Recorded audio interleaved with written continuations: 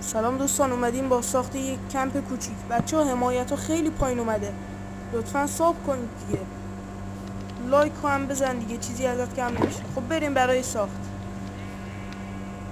اینو نگاه کنید، دقیقا عین یه سوپ میمونه که دارید درست میکنید، خیلی طبیعی شده اصلا.